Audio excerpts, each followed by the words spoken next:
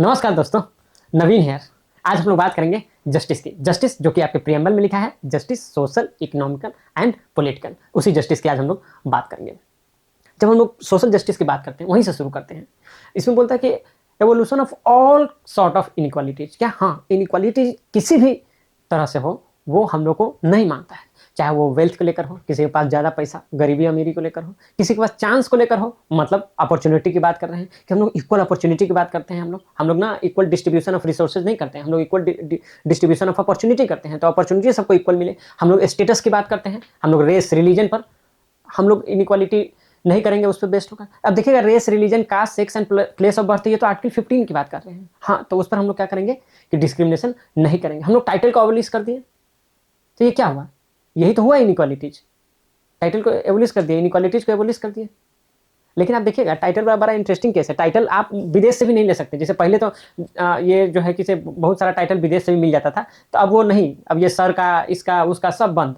जैसे सुनील गावस्कर है, तो इनको बोला गया था कि हम इनको सर का उपाधि देंगे। क्यों?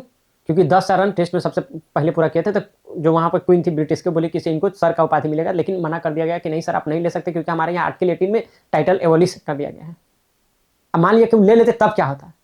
जब बात जो है किसे आपको सोचना चाहिए।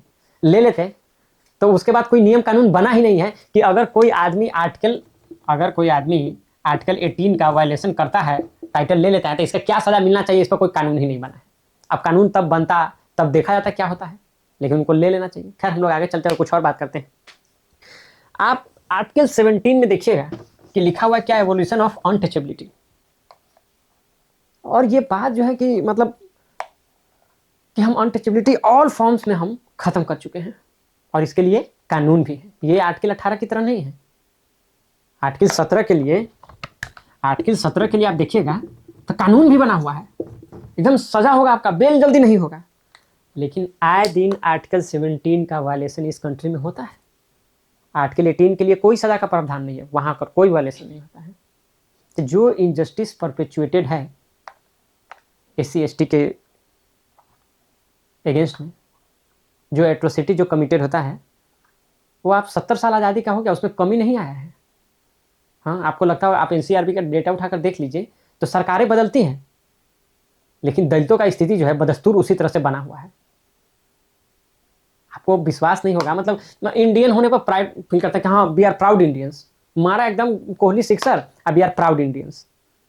आप बताइए, उसी टाइम ये भी सोचिए कि कोई अपने सर पर मैला धो रहा है। इस चीज़ को ना थोड़ा सा एक बार इस इशू पर पॉन्डर कीजिएगा कि क्या जो प्रियम्बल, जिसको हम लोग इतना बोले कि ये मिरर है कॉन्स्टिट्यूशन का, ये फिलॉसफी है कॉन्स्टिट्यूशन का, ये AIIMS and objective and aspiration है हमारे फाउंडिंग फादर का, तो क्या वो जस्टिस, मतलब अब देखिए, इंश्योर हुआ है, नहीं हुआ है, कितना हुआ है, बात यह कि हम उस दिशा में चल भी नहीं रहे हैं। जो अभी भी मैनुअल स्केवेंजिंग अपने कंट्री में चल रहा है, आप देखिएगा तो कानून बना हुआ है इस पर।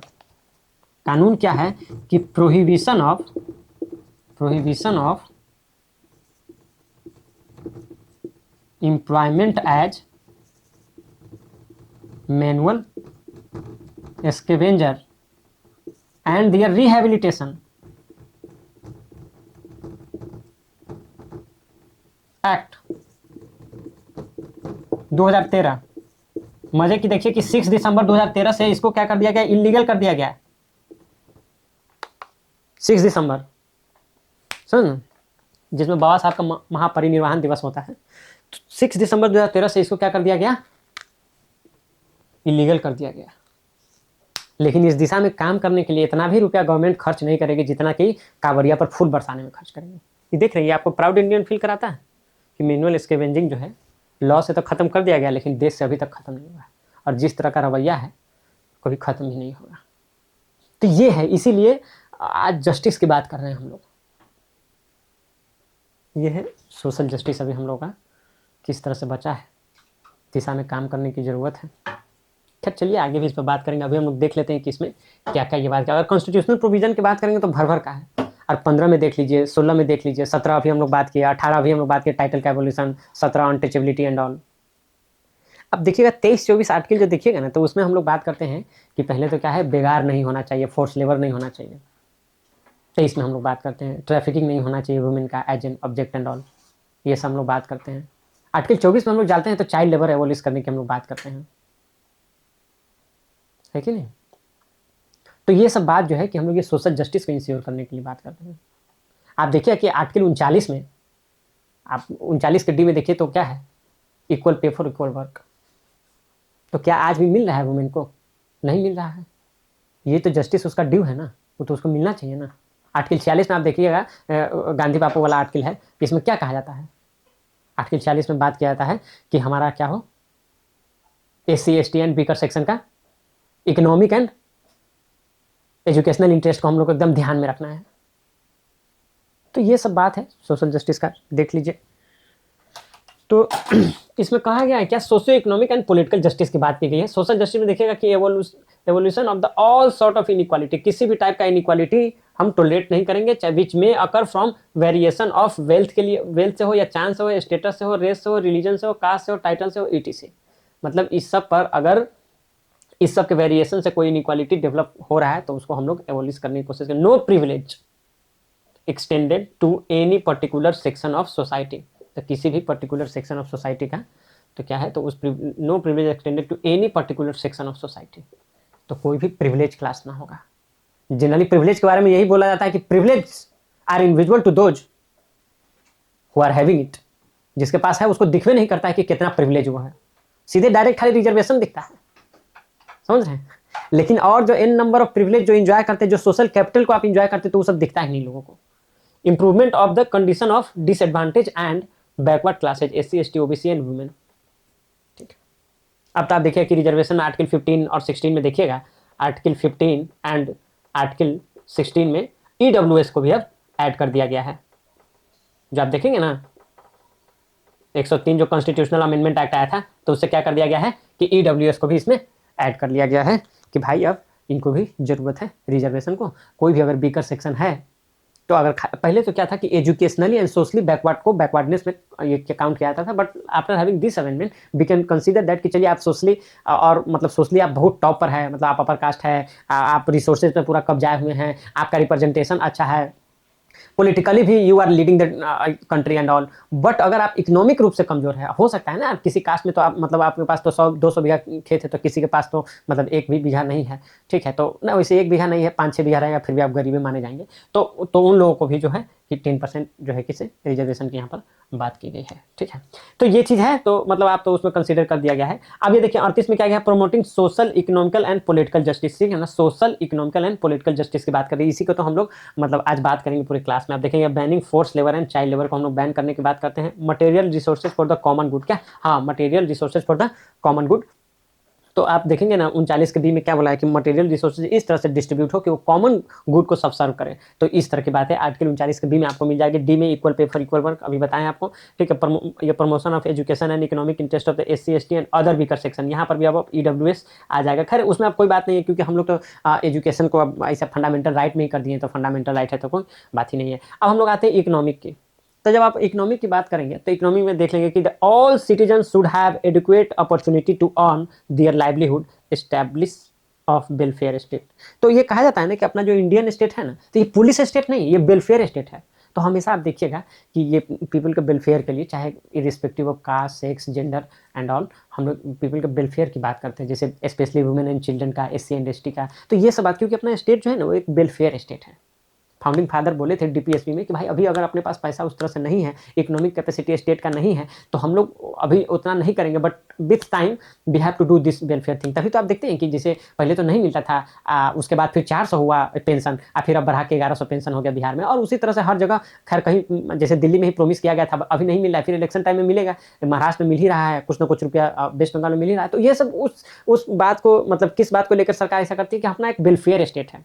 तो वेलफेयर स्टेट में आप देखेंगे ना आर्टिकल 41 में क्या करता है कि आपको इंप्लॉयमेंट मिले, और नहीं अनएम्प्लॉयमेंट के केस में, या आपका ओल्ड एज हो गया है उस केस में, या आपका तबियत खराब है सिकनेस के केस में, या आप डिसेबल है उस केस में, आपको सरकार की तरफ से मदद मिलना चाहिए। इकोनॉमिक मतलब असिस्टेंट की जरूरत है उन लोगों को, है कि नहीं। तो वो चीज़ है, तो उसका हवाला देते हुए ये सब जो है कि अपना स्कीम जो है कि लॉन्च करते हैं। हवाला देते हुए क्या कहते हैं, सब पॉजिटिव थी। अगर उस तरह से देखा जाए तो आप आर्टिकल 29 देख लीजिए, 39 देख लीजिए, 41 देख लीजिए। आर्टिकल 42 में क्या कहता है, आर्टिकल 42 में कहता है जस्ट एंड ह्यूमन कंडीशन होना चाहिए। मतलब मान लीजिए कि आप बोले राइट ऑफ वर्क है, काम करने गए तो वहाँ पर एकदम मतलब इस तरह से है, कंडीशन वहाँ का डिप्लोरेबल है कि आप वहाँ काम ही नहीं कर सकते, तो वो भी आपका मतलब आर्टिकल 42 का वायलेशन हो जाएगा। आर्टिकल 43 में क्या होता है, लिविंग वेज होना चाहिए। लिविंग वेज कहने का मतलब समझे, लिविंग वेज कहने का मतलब देखिए लाइफ जो है तो merely breathing in and breathing out तो है नहीं। जो कॉन्स्टिट्यूशनल राइट हमको मिला आर्टिकल 21 जो बोलता है right of life and personal liberty, तो उसमें बोलता है कि राइट ऑफ लाइफ मतलब राइट ऑफ डिग्निफाइड लाइफ की बात करता है क्या, हाँ राइट ऑफ डिग्निफाइड लाइफ। तो डिग्निटी कैसे इंश्योर होगा, एक बेसिक मिनिमम इनकम होगा तब ना डिग्निफाइड लाइफ आप जी पाइएगा। तो इसीलिए आर्टिकल 43 भी जो है तो आप उसको इस तरह से इकोनॉमिक जस्टिस वाला आर्टिकल में आप रख लीजिए। 46 के बाद हम लोग किए हैं। आर्टिकल 47 में बोलता है कि आपका न्यूट्रिशन एंड ऑल, सरकार का काम है कि आपका न्यूट्रिशन बढ़ा के रखें। तभी ना आप देखते हैं कि बच्चा सबके लिए मिड डे मील वाला ऐसा लागू हो गया है स्कूल समय, देखते हैं कि नहीं। तो वो चीज़ है। फिर उसमें बोला था कि आप अगर कोई इंटॉक्सिकेटिंग लिक्विड वगैरह कंज्यूम करते हैं, दारू, ठीक है ना, ऐसा तो समझ में नहीं आता है।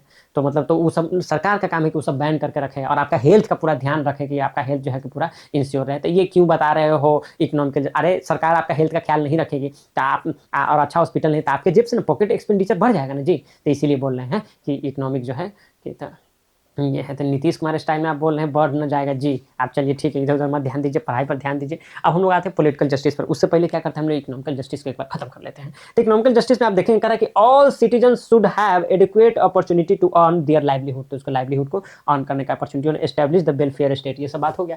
देखिए प्राइमरी फंक्शन ये कैसे लिखते हो, अरे ऐसा ही लिखा जाता है, देख लीजिए। Primary function of a welfare state is to promote national growth and public wellbeing by providing. तो वही कह रहा है कि अब देखिए जो वेलफेयर स्टेट का, देखिए नेशनल इंटरेस्ट का तो हमेशा आपको टॉप पर रखना है। अगर आप आपका नेशन ही, आपका नेशनल ग्रोथ ही नहीं होगा तो फिर बाकी सब चीज़ तो धरा का धरा रह जाएगा ना। तो वही बोलता है कि कोई वेलफेयर स्टेट है तो उसका प्राइमरी फोकस क्या होना चाहिए, ठीक है ना, मतलब आप समझिए जो क्रूशियल, ठीक है ना, एंड इनडिस्पेंसिबल जॉब क्या होना चाहिए, तो promote national growth and public wellbeing. Public wellbeing आप कैसे इंश्योर कीजिएगा, आप कैसे, तो फुल एम्प्लॉयमेंट देकर आप काम दे दीजिए ना। जैसे आप आर्टिकल 41 में भी ना बात की और 46, तो आप काम दे दीजिएगा तो क्या हो जाएगा, फुल एम्प्लॉयमेंट हो जाएगा। तो then they will have some money. And then देखिए social security, social security article 47 अभी बात किए। Improving standard of living article 43, living wage and equal pay for equal work article 39 D भी देख लिए। अब देखिए 39 के सी में क्या होता है कि कंसंट्रेशन ऑफ वेल्थ को हम लोग को ये करना है, एवोलिश करना है, कि ऐसा कुछ सरकार एक्ट ना लेकर आए जिससे कंसंट्रेशन ऑफ वेल्थ जो है प्रमोट हो। तो ऐसा सरकार नहीं करेगी। तो इसमें देखिए करा है क्या, the nation of the social, sorry, the notion of social and economic justice are collectively called distributive justice. क्या, हाँ देखिए डिस्ट्रीब्यूटिव जस्टिस का यही मतलब होता है कि जो हम लोग सोशल और इकोनॉमिक ऐसा जस्टिस की बात किया ना, तो इसको कंबाइन कर देंगे तो क्या होगा, डिस्ट्रीब्यूटिव जस्टिस हो गया। कि आप इसका कंसंट्रेशन नहीं होना चाहिए इकोनॉमिक का एंड ऑल, तो वो उसको डिस्ट्रीब्यूट होना चाहिए। इक्विटेबल एलोकेशन ऑफ रिसोर्सेज, देख रहे हैं इक्विटेबल मतलब जिसको जितना जरूरत हो उसके अकॉर्डिंग। ऐसा नहीं कि सबको 1,000 रुपया दे दीजिए, नहीं नहीं भाई, जो बीकर सेक्शन होगा, जो SC ST से होगा, जो महिला से होगा, उसको 2-2 हज़ार दे दीजिए, आप बाकी सबको 1,000 दे दीजिए। तो मतलब अकॉर्डिंग टू देयर नीड, ऐसा नहीं कि इक्वालिटी डजंट मीन जस्टिस, ये बात आप हमेशा ध्यान रखिएगा। तो equitable allocation of resources among the members of country, ठीक है ना। तो सिटीजन को तो क्या है होना चाहिए, तो इक्विटेबल एलोकेशन ऑफ रिसोर्सेज होना चाहिए। पॉलिटिकल जस्टिस के हम लोग बात करते हैं, तो पॉलिटिकल जस्टिस तो देखिए ये अगर ये सोशल जस्टिस और ये इकोनॉमिक जस्टिस ना हो तो ये पॉलिटिकल जस्टिस का कोई ज़्यादा मतलब रहता नहीं है। लेकिन आप देख लीजिए कि आपने यहाँ पर जो कानून बने हैं कहाँ कहाँ से हम लोग को पॉलिटिकल जस्टिस मिलता है, उसको हम लोग एक बार देख लेते हैं। तो आप देखिएगा कि SC ST के लिए क्या, हाँ आप देखिएगा ना कि SC ST के लिए कुछ रिजर्वेशन दिया गया है। क्यों, क्योंकि ऐसे तो खड़ा होकर कभी इलेक्शन जीत ही नहीं पाएगा, है कि नहीं। डोमिनेंट कास्ट लोग जहाँ पर होगा तो कहाँ से वो इलेक्शन जीत पाएगा। इसीलिए आप देखिएगा कि आर्टिकल 330 में कहाँ पर हाउस ऑफ पीपल में रिजर्वेशन है SC ST का अकॉर्डिंग टू देयर पॉपुलेशन, ठीक है। अब क्या पता, हमको लगता है कि कहीं अगर ये हो मतलब जैसे बोलता है कास्ट सेंसस होने वाला है तो उस तरह से हो तो पॉपुलेशन SC ST का पॉपुलेशन बढ़ जाएगा तो फिर उसको रिजर्वेशन भी बढ़ जाएगा। जैसे 15% और 7.5% मिलता है ना, तो हो सकता है कि 22.5 जो है कि कम से कम 25 तो क्रॉस कर ही जाएगा अगर उस तरह से इसको इम्प्लीमेंट किया जाएगा। तो अब जो है तो उसको तो इम्प्लीमेंट होता नहीं ठीक से। तो आर्टिकल 30 ये है। अब देखिएगा आर्टिकल 332 जो है तो वो क्या है, तो MLA बनने के लिए, ठीक है ना, तो लेजिस्लेटिव असेंबली में, ठीक है, लेजिस्लेटिव असेंबली ऑफ स्टेट में आपका क्या है कि ये आर्टिकल 332 के थ्रू क्या है, रिजर्वेशन मिलता है। तो वो पॉलिटिकल रिजर्वेशन की यहाँ पर हम लोग बात करते हैं। चलिए और एक तो पता ही है 3 दूना 6 करके हम बताते हैं कि आर्टिकल 326 है जो कि आप यूनिवर्सल एडल्ट फ्रेंचाइज की बात करता है, तो वो तो एक है ही कि 18 साल से ऊपर हो गए तो आप वोट दे सकते हैं, तो ये बात है। चलिए पॉलिटिकल जस्टिस में देखते हैं, गिविंग इक्वल पॉलिटिकल राइट, ठीक है ना, and opportunity to all citizen to take part in administration of the country equal wise in the government. तो ये देखिए तो कह रहा है equal political rights and opportunity to all citizen, ठीक है ना, सबको मतलब इस सबका वॉइस हो तो उसका। तो आप देखिएगा पंचायती राज इंस्टीट्यूशन में तो आप देखिएगा कि लगभग वहां पर ठीक है वुमेन का रिप्रेजेंटेशन देखिए। और बिहार में बात करें तो it would be around more than 50%। कैसे 50% तो रिजर्वेशन ही है, एक दो जगह अनरिजर्व सीट पर भी जीत जाती होगी, तो वहां पर मोर देन 50% है तो पंचायती राज इंस्टीट्यूशन में। अब वही आप आ जाइएगा कि अगर बिहार के लेजिस्लेटिव असेंबली में, तो हमको लगता है मतलब इसके लिए आपको बहुत ज्यादा आश्चर्य नहीं करना पड़ेगा अगर आप देख ले कि वो सिंगल डिजिट में हो। क्या हाँ, हो सकता है कि वो सिंगल डिजिट में भी हो, आप देख लीजिएगा तो अपने मेंबर ऑफ लेजिस्लेटिव मतलब असेंबली अगर वुमेन की बात किया जाए तो बिहार में ही कर रहे हैं। और इंडिया में भी तो है, तो 13% से ऊपर नहीं है, अभी डिक्रीज कर रहा है, कंटिन्यूअसली ये डिक्रीज ही कर रहा है। आप देखिए ना मतलब 106 कॉन्स्टिट्यूशनल अमेंडमेंट से ऐसा करके दिया है, नारी बंधन अधिनियम करके नहीं दिया है। अब वो कब लागू होगा, हमको लगता है 29 के बाद लागू होगा, तब देखा जाएगा कि किस तरह से रिप्रेजेंटेशन बढ़ता है। लेकिन अभी मतलब if you talk about today it's around 13% only in Bihar, less than 9%। But if you talk about the panchayati raj institution there we are having more than 50% in Bihar, and overall India की बात किया जाए तो हमको लगता है कि 40% अराउंड तो होगा ही, ये चीज़ है। अब ये देखिए, अब आर्टिकल 326 में क्या है, यूनिवर्सल एडल्ट फ्रेंचाइजी 18 से एबव का। अब देखिए आर्टिकल 30-32 का हम लोग रिजर्वेशन फॉर एससी एसटी देख लिए, representation of political democracy and conduct of the regular election. तो ये सब भी आपका कहिए तो पॉलिटिकल जस्टिस की बात कर रहा है। चैलेंजेस की बात देखिए तो क्या है कि अंडर रिप्रेजेंटेशन ऑफ वुमेन, अभी हम लोग बात किए, एंड द रिलीजियस माइनॉरिटीज। अब मतलब ये देखिए कितना इनफ्रेंचाइज किया जा रहा है रिलीजियस माइनॉरिटीज़ को। आप देखिए कि बीजेपी एक बहुत बड़ा पॉलिटिकल पार्टी है मतलब इंडिया का, एंड रदर यू से कि लार्जेस्ट पॉलिटिकल पार्टी है in terms of MLA MP की बात करेंगे तो। और वो पार्टी जहां पर आप देखिएगा यूपी में मोर देन 400 अराउंड 404 जो है लेजिस्लेटिव असेंबली में सीट है, ऐसा कर देती है कि एक भी सीट जो है कि मतलब मुस्लिम कैंडिडेट को एक भी सीट पे नहीं उतारती है। और शायद बिहार में भी इसी तरह से हुआ, एक भी मुस्लिम कैंडिडेट बीजेपी की तरफ से नहीं रहा है, समझ रहे हैं। तो मतलब आप जहाँ पर कंट्री ऐसा बोलने के लिए फाउंडिंग फादर बापू रविंद्रनाथ टैगोर नेहरू कहाँ कहाँ की बात करते हैं, और जब आता है ग्राउंड पर तो आप देखते हैं कि सेकुलरिज्म के नाम पर इस तरह से आप डिसइनफ्रेंचाइज कर रहे हैं। और यही हाल अगर SC ST का रिजर्वेशन नहीं रहता ना तो यही हाल रहता, एक भी टिकट नहीं दिया जाता। इसीलिए उनको रिजर्वेशन देकर इस चीज़ को इंश्योर करना चाहा है। और आप बात ये समझ लीजिए, आपको ऐसा लग रहा होगा कि ये तो मतलब कि बहुत ज़्यादा हो गया, नहीं देना चाहिए, नहीं करना चाहिए। अगर ऐसा कर दिया जाए ना कि अब SC ST को भी डिसइनफ्रेंचाइज कर दिया जा रहा है और वे रिजर्वेशन भी खत्म कर दिया है, तो हो सकता है अलायंस मार के दोनों मतलब ऐसा करके हंगामा भी हो सकता है कंट्री में, समझ रहे हैं क्या मतलब। आप कैसे कहेंगे कि you belong to this nation जहाँ पर मतलब हर जगह से आपको वहाँ से ख़त्म कर दिया गया है, आप एडमिनिस्ट्रेशन में नहीं है, आप पॉलिटिकल उसमें नहीं है, आप लेजिस्लेचर में नहीं है, तो कहाँ से वो फील आएगा कि हाँ कि we the people of India having solemnly resolved to constitute, तो वो नहीं ना वो फील आएगा। तो चलिए ठीक है, ये देख लीजिए तो करा under the representation of the women and religious minority in the political institution, इसमें कुछ करने की जरूरत है। अब देखिए क्रिमिनलाइजेशन ऑफ पॉलिटिक्स, अभी देखिए 46% है लोकसभा में, ठीक है। अब बिहार में भी तो इससे कम नहीं होगा, इससे ज़्यादा खतरनाक होगा, ठीक है। तो ये चीज़ 46% लोकसभा में आप देखिएगा तो आपके ऐसे MP है जिन पर कि क्रिमिनल केसेज चल रहे हैं और इस सुन के मतलब बाप रे क्या बताया, ये कंटिन्यूसली बढ़ रहा है। दुख का बात ये है ना कि भाई अगर पहले 56% रहता, 40% रहता तो हम लोग होता कि चलो ठीक है नेक्स्ट में कहीं 36% हो जाए, लेकिन ऐसा नहीं है, ये बढ़ते जा रहा है। 43 से 46 हुआ है, 34 से 43 हुआ है, उसके पहले 21 था तो कम था, वहां से डायरेक्ट बढ़ते जा रहा है, एकदम कंटिन्यूअस ग्राफ है, समझ रहे हैं। X/Y का जो निकल आप ग्राफ खींचेंगे 45 डिग्री पर, उस तरह सीधे बढ़ते जा रहा है, ठीक है। अब देखिए लैक ऑफ ये पार्टिसिपेटरी डेमोक्रेसी कहाँ रह गया है भाई। अब आपके पास पैसा नहीं है तो आप पार्टिसिपेट ही नहीं कर सकते, mainly due to the money and muscle power. अब पैसा भी है, मान लीजिए कि आप खड़ा हो गए हैं ऐसा आनंद सिंह जैसा नेता के खिलाफ, तो क्या होगा, सीधे गाड़ी चढ़ जाएगा आप पर, ठीक है। कोई अगर सेंगर टाइप का आदमी है, कुलदीप सिंह सेंगर उस टाइप का आदमी है, तो आपका परिवार सब खत्म हो जाएगा, ठीक है। वो ब्रिजभूषण जो था उस टाइप का आदमी है, तो मतलब ऐसा लोग के सामने खड़ा होइएगा तो पैसा तो नहीं है, हिम्मत भी दिखाइएगा तो जान से मारा जाइएगा। तो पावर डोमिनेशन इन इलेक्शन, तो इस पर इलेक्शन कमीशन क्या करेगी, नथिंग, कोई कुछ नहीं कर रहा है, अभी ऐसा ही चल रहा है। तो ये अपना रहा आपका justice social economical and political, इसका एक स्क्रीनशॉट लीजिए और तब हम लोग लिबर्टी को कवर करते हैं। अब हम लोग लिबर्टी देखते हैं, ठीक है ना। तो लिबर्टी ना बहुत ही इंपॉर्टेंट है, आप समझिए ना, फंडामेंटल ऑफ फंडामेंटल राइट है क्या। हाँ, ये मोस्ट फंडामेंटल राइट्स है of a man which affect the freedom of its individuality.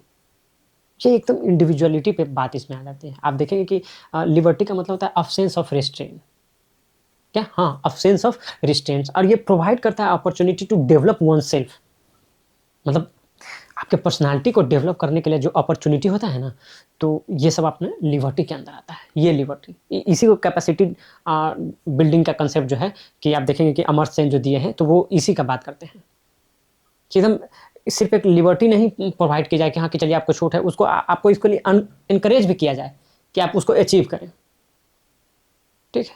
आप बात करेंगे तो ये क्या इंडियन स्टेट का ये मतलब ऑब्लिगेशन है टू क्रिएट कंडीशन विच मतलब citizen effectively and efficiently enjoy this right. आप अपने जो भी राइट है, राइट करने के लिए दे दिया गया कि आर्टिकल 19 है ना, फ्रीडम ऑफ एक्सप्रेशन है, और उस तरह का कंडीशन ही नहीं आप होने दे रहे हैं कि आदमी वो अपने इस राइट को एक्सरसाइज कर पाए इफेक्टिवली एंड इफिशिएंटली, तो फिर ये मीनिंगलेस बात हो गया। इसमें सिर्फ यही बात थोड़ी है, इसमें है कि right to voice one opinion, जब तक आप अपना like know right to voice one's opinion, आप अपना ओपिनियन नहीं दे पाएंगे। राइट टू सीक इन्फॉर्मेशन, आप जो राइट टू इन्फॉर्मेशन लगाते हैं तो वो भी हमारा राइट है कि हम इन्फॉर्मेशन मांग सकते हैं। ये सब तो प्रियम्बल का चीज़ है। राइट टू इम्पार्ट इन्फॉर्मेशन, आप इन्फॉर्मेशन दे भी सकते हैं लोगों को, ये भी बात है। ये सब जो है इसी के अंदर आता है, ठीक है ना। अब देखिए जो लिबर्टी है ना, ये मतलब इस liberty help us to establish level of intellectual, spiritual and economic thinking, and that help in development of individual also and in long run state also. समझ रहे हैं ना। तो वो चीज़ें उसका लिबर्टी है ना जो हमको यहाँ से मिलता है। आप देखेंगे ना प्रियम्बल क्या बोलता है, liberty of thought, expression, belief, faith and worship. याद करने का ना हम एक ट्रिक बनाया है कि जैसे मान लीजिए कि इस सोच को आप क्या बोलिएगा कि अपना एक्स बॉयफ्रेंड का कोई ऐसा पूजा करता है, मतलब क्या। तो देखिए इस थॉट को आप क्या बोलिएगा कि अपना एक्स मतलब एक्सप्रेशन, बॉयफ्रेंड मतलब बिलीफ, फेथ, ठीक है ना, एंड वर्कशिप, ठीक है ना। तो वो सोच को क्या बोलिएगा, जो एक्स बॉयफ्रेंड क्या है, एक्स BF का पूजा करता है, तो उसको क्या बोलिएगा, इस सोच को क्या बोलिएगा, इस सोच जो एक्स बॉयफ्रेंड का पूजा करता है, गलत सोच है, ठीक है। आगे मिलेगा कोई और मिलेगा, बढ़िया मिलेगा। तो ये चीज़ है, तो ये तो उस तरह से आप याद करते हैं, ठीक है ना। तो ये है thought, expression, belief, faith and worship. तो ये चीज़ें तो आप देखिएगा थॉट, अगर थॉट का फ्रीडम, देखिए ये सबसे ज़्यादा इंपॉर्टेंट है यहाँ पर, ठीक है ना। आप लिबर्टी ऑफ थॉट नहीं दीजिएगा ना तो फिर बाकी तो ये मीनिंगलेस हो जाएगा। ये जो बाकी जो है, ठीक है ना, ये क्या हो जाएगा, मीनिंगलेस हो जाएगा। ये this one is very important, और ये प्री रिक्विजिट है क्या, हाँ, ये liberty of thought is pre requisite of rest all the liberties. तो इसको आपको ज़्यादा ध्यान देना है, ठीक है ना। अब लिबर्टी ऑफ थॉट रहेगा तो थॉट है तो आप डिसेंट भी कर सकता है, एक्सप्रेशन में है तो क्या करता है, प्रोटेस्ट भी कर सकता है। आप बिलीफ में देखिए तो मानो तो देव नहीं तो पत्थर, मन होगा तो मानेंगे तो नहीं मानेंगे। फेथ में उसी तरह से बात होता है, ठीक है। एंड वर्कशिप में तो ठीक है, हमको मन करेगा तो हम किसी का भी पूजा करेंगे, न करेगा तो किसी का भी नहीं करेंगे। ये बात कहता है वर्कशिप में, ठीक है। तो आइए देखते हैं क्या है लिखा हुआ। Liberty refers to the absence of restraint, सही बात है क्या, absence of restraint on the activities of individuals at the same time providing opportunities for the development of individual personality। आप देख रहे हैं ना, absence of restraint रहना चाहिए and opportunity for the development of individual personality भी आपको यहाँ पर मिलेगा, तब जाकर आप बोलेंगे कि हाँ लिबर्टी है। Preamble provides that liberty of thought, expression, belief, faith and worship, ठीक है ना। तो ये प्रोवाइड करता है। लिबर्टी ऑफ थॉट मतलब क्या था, ability of an individual to freely consider a fact और a view point without hindrance and fear of punishment. मतलब ऐसा नहीं होना चाहिए, राइट टू डिसेंट, मतलब ऐसा नहीं होना चाहिए कि आप जा रहे हैं कि कहीं हॉस्पिटल में गलती हो गया तो वो दिखा रहे हैं तो आपको सेप्टिक टैंक में मार के फेंक दिया जा रहा है। अगर मान लीजिए कहीं रोड में करप्शन हुआ है वो आप दिखा रहे हैं तो आपका मर्डर करके गाड़ी जो है पानी में डाल दिया जा रहा है। तो ये सब हुआ है ना, ये सब पिछले साल अपने कुछ रिपोर्टर्स के साथ ऐसा हुआ है। तो फिर वो कैसे आदमी अपना लिबर्टी ऑफ थॉट एंड खुद को एक्सप्रेस कर पाएगा ये करके? तो क्या रहा है कि without hindrance and fear of punishment, punishment क्या यहाँ तो डेथ हो जाता है। अब आगे चलिए, लिबर्टी ऑफ एक्सप्रेशन में देखिए राइट टू प्रोटेस्ट इसमें आ जाता है। It refers to the ability of an individual to freely express his thought, his or her, आप जैसे ऐसा लिख लीजिए, his or thoughts and views on any issues, ठीक है ना, थ्रू एनी मीडियम, किसी भी मीडियम से। तो किसी भी मीडियम करने का मतलब आप यूट्यूब पर वीडियो बना के, आप न्यूज़पेपर में आर्टिकल लिख कर, आप फेसबुक पर पोस्ट करके, तो किसी भी मीडियम से करते हैं without any hindrance and fear of punishment, ठीक है ना।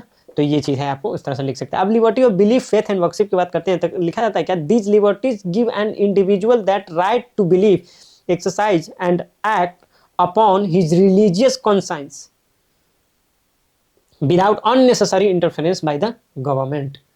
अननेसेसरी, अननेसेसरी देख रहे हैं क्या लिखा हुआ है, unnecessary interference by the government, unnecessary interference by anybody, why only government. आप देखें ना किस तरह से अगर कहने के सेलिब्रेट कर रहे थे हम जिंगल बेल वाला, ठीक है ना, इवेंट, ठीक है ना, तो उसमें कैसे हो गया था, जाकर जहाँ पर भी क्रिसमस ट्री रखा हुआ उखाड़ के फेंक देना, उसको वेंडलाइज कर देना, तो ये सब चीज़ें मतलब एकदम डिस्टर्बिंग था ना। तो वो चीज़ें हैं, तो आप रिलीजियस सेंटिमेंट को कितना बुरी तरीके से हर्ट कर रहे हैं तब, and then somewhere you guys getting killed, then you are saying हाय तौबा, तो वो तो दिक्कत वाला बात है। Believe, to believe and not to believe in God, मन होगा तो बिलीव करेंगे, नहीं मन होगा तो नहीं करेंगे। फेथ, टू ट्रस्ट एनीथिंग, हमको मन होगा तो ट्रस्ट करेंगे, नहीं मन होगा नहीं करेंगे।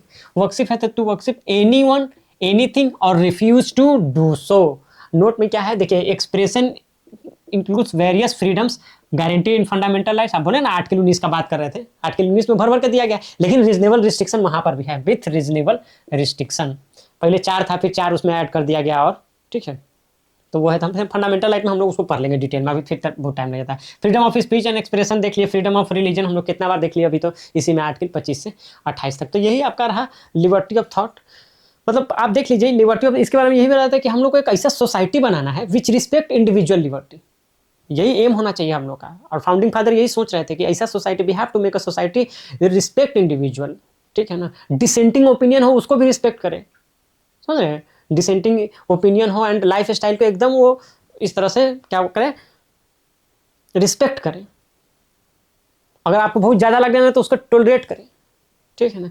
लेकिन हम लोग का तो ये रहता है कि टोलरेट ही ना करे, उसको एनकरेज करें, तब जाके आप उस सोसाइटी को आप कहिएगा कि हाँ भाई सोसाइटी में लिबर्टी है, कि डिसेंटिंग वॉइस को सिर्फ टोलरेट नहीं एनकरेज किया जाता है।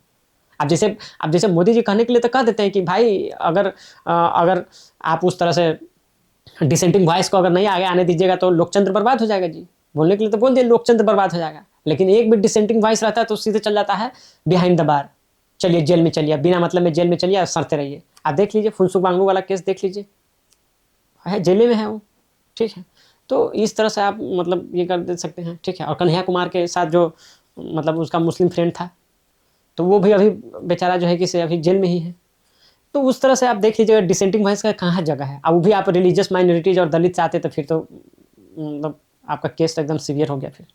तो चलिए ठीक है, यही लिबर्टी है। अब यहाँ पर इस लेक्चर को बाइंड अप करते हैं। नेक्स्ट लेक्चर में हम लोग देख लेंगे 2 प्यारा सा चीज़ इसमें बाकी रह गया है, वो है नथिंग बट व्हाट्स इक्वालिटी एक रह गया है एंड फर्टिनिटी रह गया है। तो इक्वालिटी एंड फर्टिनिटी हम लोग नेक्स्ट लेक्चर में देख लेंगे। Till then take very good care of your health. Naveen Kumar signing off, bye and take care.